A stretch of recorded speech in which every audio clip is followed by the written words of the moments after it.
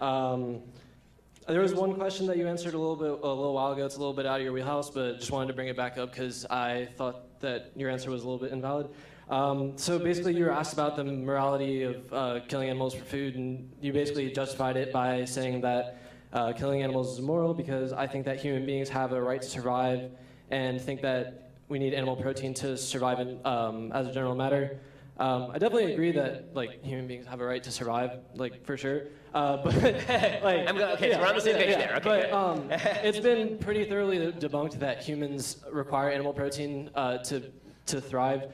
The Academy of Nutrition and Dietetics, which is the largest organization of nutritional experts in the world, has basically said that basically a vegan diet is nutritionally adequate at all stages of life, and protein deficiencies are basically non-existent as long as you're eating enough calories.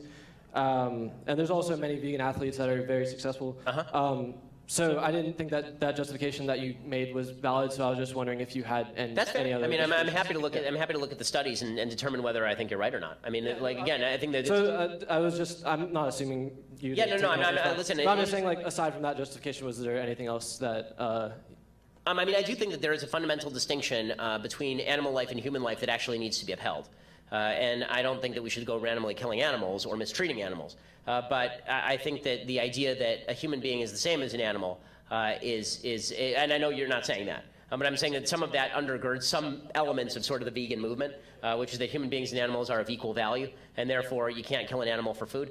So if the argument is that you don't have a need base for food, then maybe that's true. And if that's the case, then I would actually, I've said before, I think that there's some pretty good arguments for vegetarianism or veganism. Yeah, it's just the fact that we have readily available alternatives that we right. So that I think is the best argument for veganism. I think the worst argument for veganism is sort of the PETA argument, the sort of the Holocaust on your plate nonsense. But I do. Again, I think that if we're needlessly killing animals, then I would consider moving away from that. Although I really miss hamburgers, to be honest with you.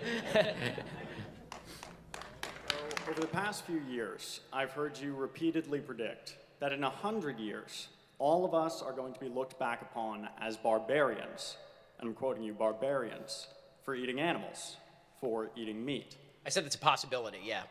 You've predicted it on 3 separate occasions. I said probably, and I think that's probably true, yeah. Okay, so sure. You stand by that statement. Okay, great.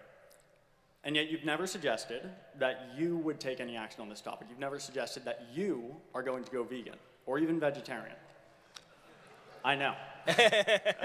And so my question for you is this.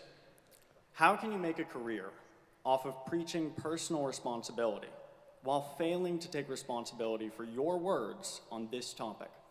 So one of the contingencies that would make it an absolute brutality in 100 years is that there's actual sources of animal-like protein that are produced without the use of animals. And that is progressing pretty quickly, right? I mean, you're actually seeing animal protein being produced without the killing of animals. I think that's going to make things a lot easier for people.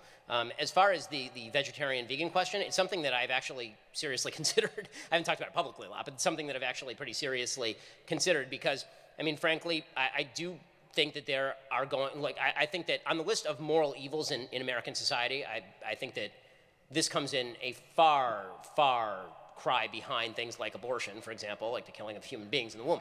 But if you're going to talk about, but if rightly so, you say, okay, well, make your eating habits adhere to a more moral standard. It's something I'll admit I'm a hypocrite on, and it's something that I've thought about a fair bit. So actually, thank you for urging me to consider my hypocrisy and continuing to move in that direction, because I'm thinking about it seriously. How can you admit that you're a hypocrite and then continue to add, how can you That's what a hypocrite is. I just said I am. But you're preaching personal responsibility. So what if I said that I was a hypocrite on the pro-life issue? That you say, what if I say, well, I think abortion is wrong, but I'm going to get an abortion. Obviously, I can't. I'd be saying at least what I would say is you're upholding the right moral standard in your talk, and I wish you would do so in your personal life. And you are free to say the same thing to me about my eating habits. Okay, fair enough.